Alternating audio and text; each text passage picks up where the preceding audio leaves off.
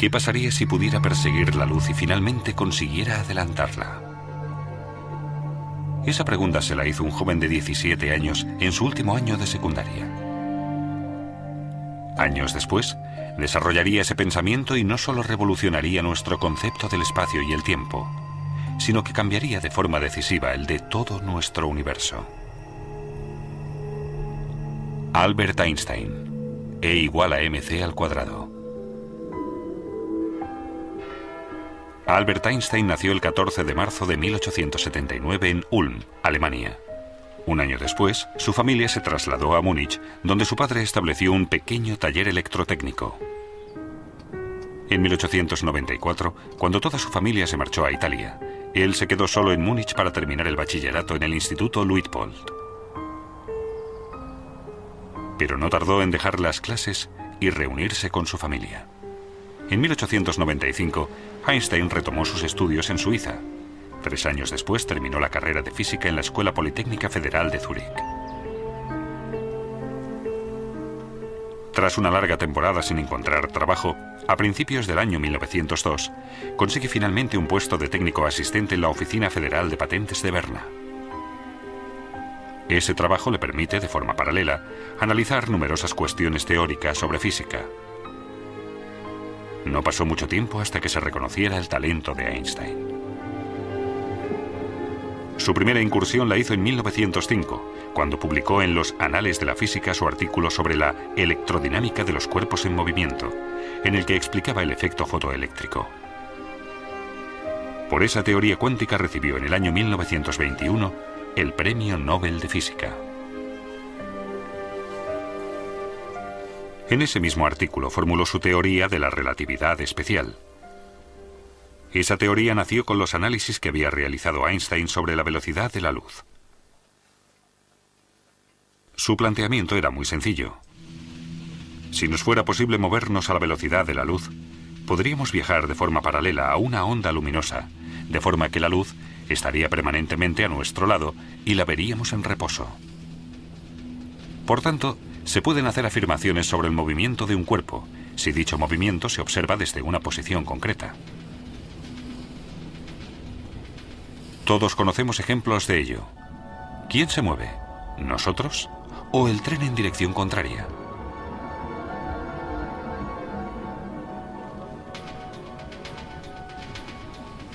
Algo parecido pasa cuando un coche circula, de forma paralela, a la misma velocidad que un tren. Desde el tren, el coche parece estar parado. Según la posición, se percibe bien el movimiento o no.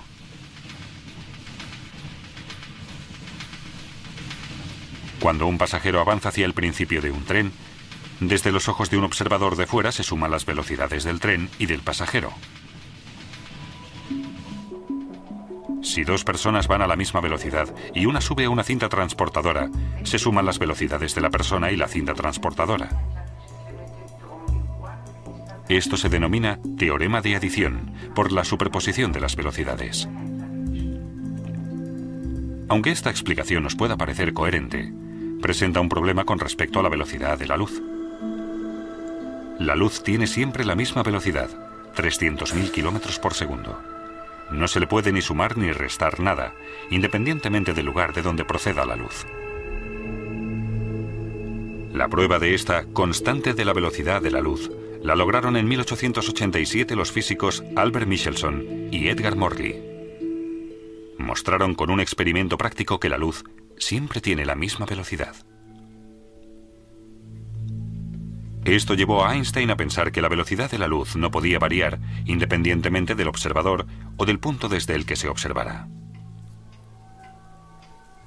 La constante de la velocidad de la luz no solo cambió nuestra concepción de la velocidad en sí, sino también la del espacio y el tiempo. Se derrumba la idea de que solo existe un tiempo único y absoluto para todos los sucesos, pues el tiempo depende del observador y de la velocidad a la que éste se mueve.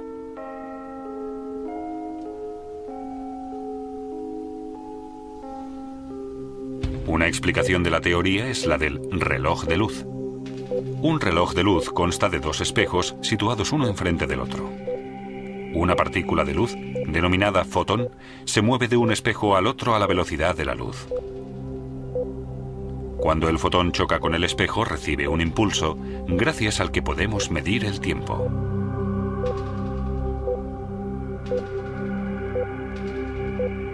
Pero si movemos uno de los relojes de luz a velocidad constante, el fotón, a los ojos de un observador estático, deberá recorrer una diagonal para chocar con el espejo contrario.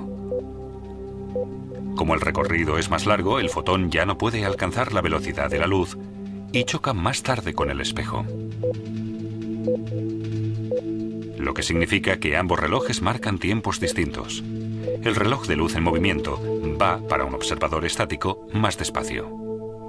Un experimento demostró este fenómeno en los años 70. Dos relojes atómicos se pusieron exactamente a la misma hora. Uno de ellos se metió en un vuelo regular, mientras que el otro se quedó en tierra. Al final se compararon los dos, y el reloj que fue en el avión se atrasó. Este fenómeno, por el que los relojes en movimiento van más despacio, se ha denominado dilatación del tiempo. Otro experimento de ello es la paradoja de los gemelos. Un astronauta vuela en su nave 10 años en el espacio.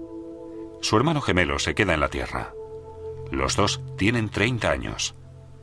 El astronauta vuela 10 años a 260.000 kilómetros por segundo. Después regresa a la Tierra, para lo que tiene que invertir otros 10 años. Cuando regresa tiene 50 años de edad. Sin embargo, al llegar comprueba que su hermano ha envejecido un total de 40 años y en la fecha de su regreso ha cumplido ya 70 años. Pero los viajes a la velocidad de la luz no son una fuente de juventud. Cuando el astronauta regresa a la Tierra, comprueba que ha envejecido a la mitad de velocidad, pero durante su viaje también ha vivido la mitad. Ha comido, bebido, pensado y dormido la mitad. En 1959 se demostró, mediante un experimento sobre la aceleración de las partículas realizado con muones en el Centro Europeo de Investigación Nuclear en Suiza, que esos sucesos no solo se dan en un ámbito científico, sino en la vida real. Los muones son partículas de la familia de los electrones. La particularidad que tienen es su corta vida. Solo 10 microsegundos después de formarse se vuelven a dividir. El experimento demostró que si los muones se aceleraban hasta casi la velocidad de la luz, viven 3 veces más. Con la aceleración, su reloj interno se ralentiza realmente con respecto a los muones estáticos.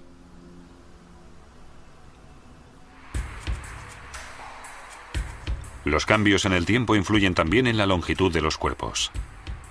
Las longitudes, en movimiento, son más cortas. ¿Una prueba? Calculamos la longitud de este tren, que circula a una velocidad regular, multiplicando su velocidad por el tiempo que invierte. Pero a causa del movimiento del tren, el tiempo pasa más despacio. El objeto nos parece más corto cuando está en movimiento que cuando está en reposo.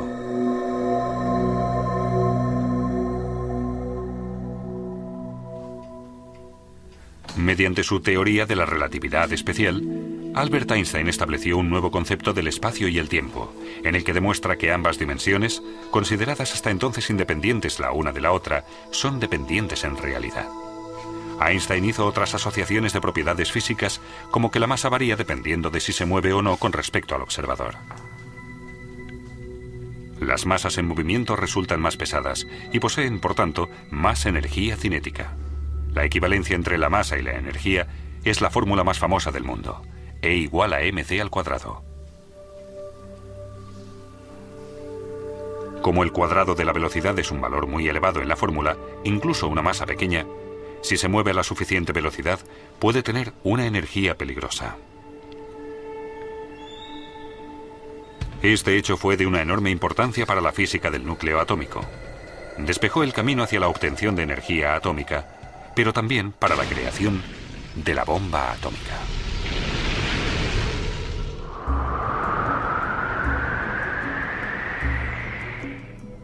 De la teoría de la relatividad especial, también se deriva el hecho de que no se puede superar la velocidad de la luz. El aumento en la velocidad aumentaría también la energía cinética del cuerpo y con ella la masa. Y lo mucho que cuesta aumentar la velocidad de un cuerpo pesado, lo sabemos todos por experiencia. Para acelerar el cuerpo a la velocidad de la luz, haría falta una energía infinita. Pero en 1905, todos estos datos solo eran de naturaleza teórica. Muchas pruebas que demostraron la teoría de la relatividad especial no llegaron hasta muchos años después. En 1909, Einstein obtuvo un puesto de profesor en Zúrich. Se dedicó entonces al único ámbito de la física que había quedado aparcado en su teoría de la relatividad espacial, la gravedad. En 1913, el físico alemán Max Planck viajó a Zúrich y le ofreció el puesto de director del Instituto de Física Kaiser Wilhelm en Berlín. Einstein no lo dudó un segundo, pues en aquella época Berlín era la meca de la física. En agosto de 1914 estalla la Primera Guerra Mundial que transformará el mundo por completo. Durante la guerra, Einstein siguió trabajando tenazmente con el fin de encontrar una solución definitiva al problema de la gravedad.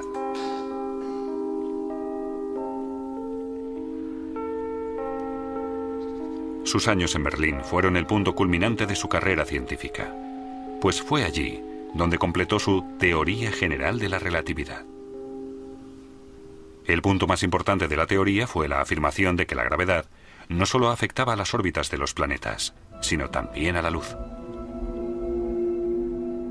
Según esto, el haz luminoso de un planeta se desviaba tanto al pasar cerca del Sol que su posición se percibía desplazada.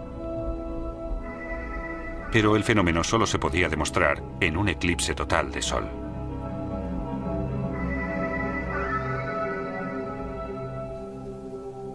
En noviembre de 1915, Einstein calculó que el ángulo de curvatura del haz luminoso de una estrella al pasar cerca del Sol era de 0,3 grados.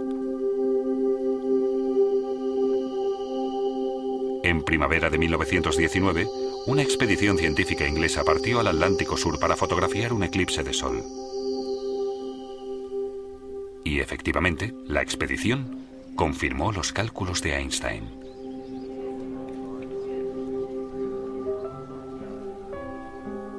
Cuando se publicó su acierto, se hizo mundialmente famoso de la noche al día.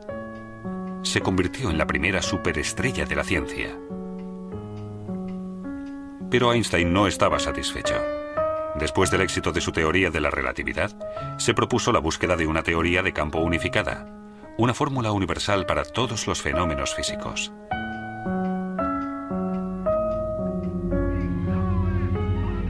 Albert Einstein era judío. Cuando Hitler subió al poder, emigró a Estados Unidos. En el campus de la Universidad de Princeton, continuó sus investigaciones en busca de la teoría de campo unificada. Pero esta vez, su propósito fracasó. Albert Einstein murió el 18 de abril de 1955 en el Hospital Judío de Brooklyn, Nueva York. Ese día, el mundo perdió al físico más importante del siglo XX. El hombre, que con su teoría de la relatividad parecía haber vencido al tiempo, tuvo que doblegarse como un humano más ante el fin de sus